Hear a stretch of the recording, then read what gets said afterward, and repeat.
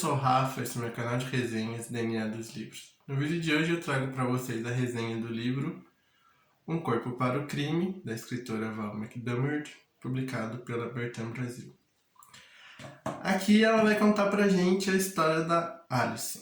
A Alison tem 13 anos e mora num vilarejo muito peculiar ali no centro da Inglaterra, um vilarejo bem pequeno, são só 12 casas. Só que ali todo mundo conhece todo mundo é parente de todo mundo, e eles têm suas próprias regras, suas próprias leis. Enfim, como eu disse, é bem peculiar. Um dia a Alison, depois de voltar da escola, leva a cachorrinha dela para passear e desaparece. Ela não volta.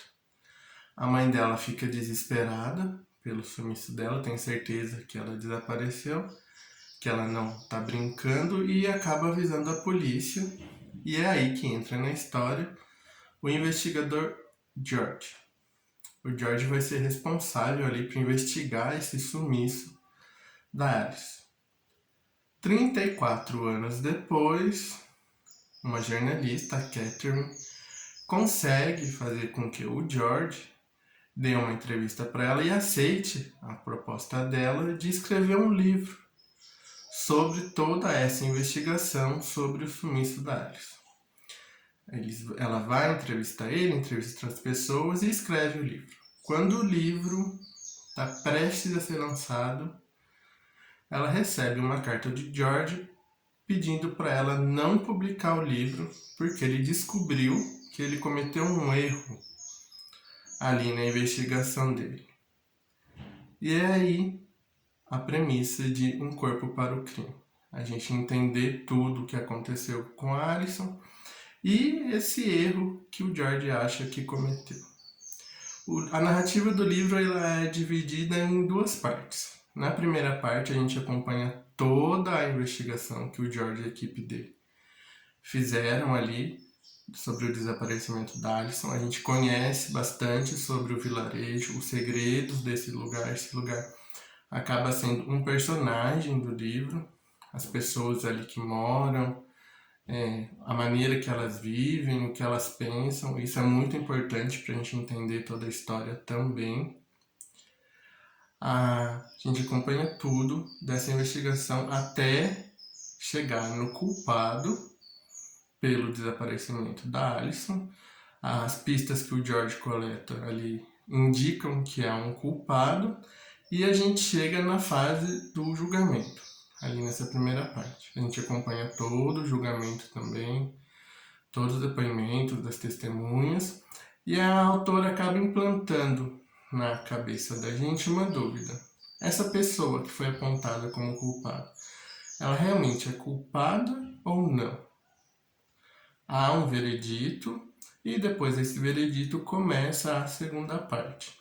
Mas e aqui, antes de falar da segunda parte, eu já vou falar do que eu não gostei do livro, porque ele tem a ver com a primeira parte. Eu achei essa primeira parte muito longa, muito arrastada. Para vocês terem uma ideia, o livro tem 500 páginas e essa primeira parte ocupa 360 páginas. Mais de 70% do livro é sobre essa primeira parte que termina no julgamento do culpado. Eu achei que ele tem muita coisa descrita, muita descrição desnecessária.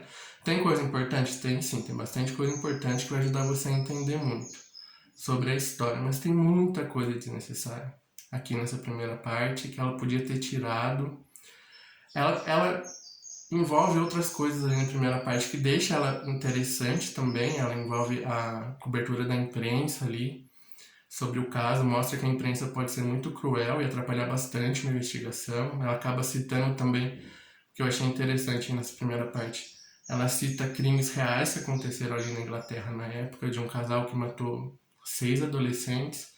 Ela tenta criar uma dúvida na cabeça se o crime da Alison é isolado ou se tem a ver com os crimes que esse casal cometia. Tem bastante coisa interessante ali, importante, mas tem muita coisa ali desnecessária nessa primeira parte.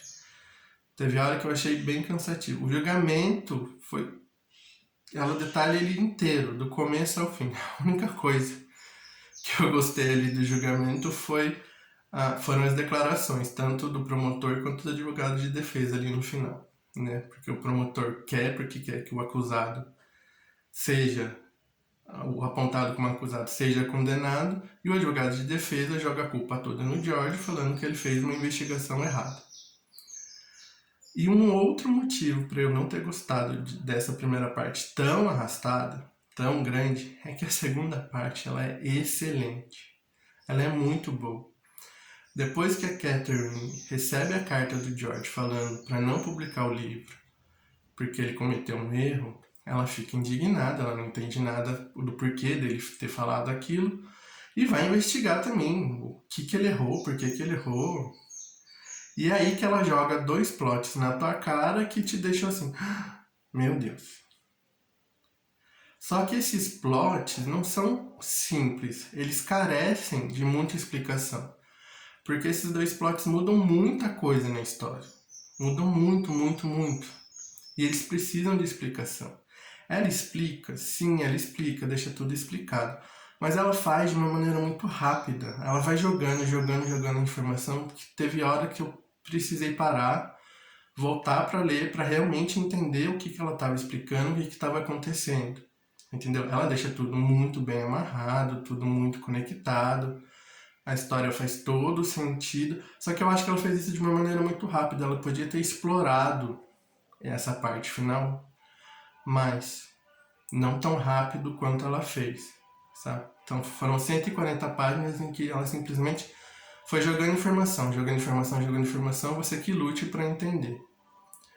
O meu grande senão pro livro é esse, ela poderia ter balanceado mais, dosado melhor a duração da primeira parte, que é importante, mas tem muita coisa desnecessária ali, com a segunda, que é a mais importante que a primeira, porque explica tudo, explica todo o desaparecimento da Alice. E é muito, muito boa.